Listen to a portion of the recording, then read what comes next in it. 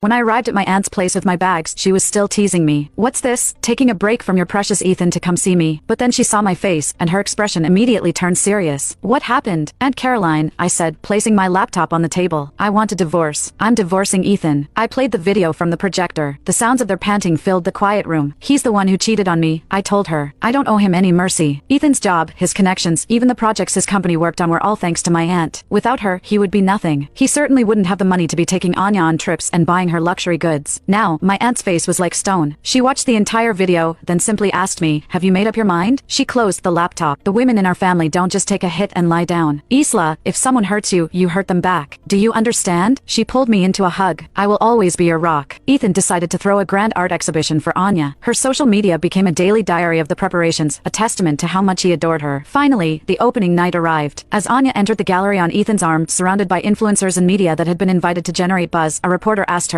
"The theme of tonight's exhibition is the muse. Ms. Scott, can you tell us who your muse is?" Anya's gaze softened as she looked at Ethan, who was smiling and chatting with a guest. She turned back to the cameras. "I'm sure my muse will reveal himself to everyone very soon, and we will make our relationship public." A ripple of applause went through the crowd. Then, someone shouted from the back, "Is this really an art exhibition?" All heads turned. Anya and Ethan looked too, just in time to see the curtain fall from the centerpiece of the exhibit. It wasn't a painting. It was a massive, blown-up photograph of Ethan and Anya, naked and tangled together. Phones immediately came out, flashes popping as reporters swarmed Anya. "Ms. Scott, what is this? Is this your muse?" "Of course not," I said, stepping out from the crowd before Anya could answer. I smiled at them both. "Think of it as a small gift from me to Ms. Scott. Isn't that right?" I said, my smile widening as I looked at Ethan. "Husband?" A gasp rippled through the crowd like wildfire. Reporters surged forward, their microphones thrust toward Anya and Ethan like weapons, while the flash of camera bulbs turned the dimly lit gallery into a blinding spectacle. Anya's face drained of color, her perfectly styled hair falling askew as she stumbled back, clutching Ethan's arm so tightly her knuckles whitened. Ethan's jaw went slack, his eyes locking onto mine with a mixture of horror and disbelief that made a cold, sharp satisfaction curl in my chest. "Isla," he roared, his voice cracking with rage. "What the hell do you think you're doing?" I didn't move. I just stood there, in the black dress I picked specifically for this night, sleek, elegant, the exact opposite of the frumpy clothes Anya loved to mock me for, and smiled. A slow, deliberate smile that made Anya's lip tremble. "Me? I'm just returning the favor." I gestured to the massive photograph behind me, where their tangled limbs were impossible to miss, even from the back of the room. "You two seemed so eager to share intimate moments with the world. I figured I'd help you make it official." The crowd erupted into murmurs. I heard someone whisper, "That's Ethan's wife," and another voice say, "I knew this art exhibit was a scam." Anya let out a shrill scream, covering her face with her hands as if that could erase the image behind her. Take it down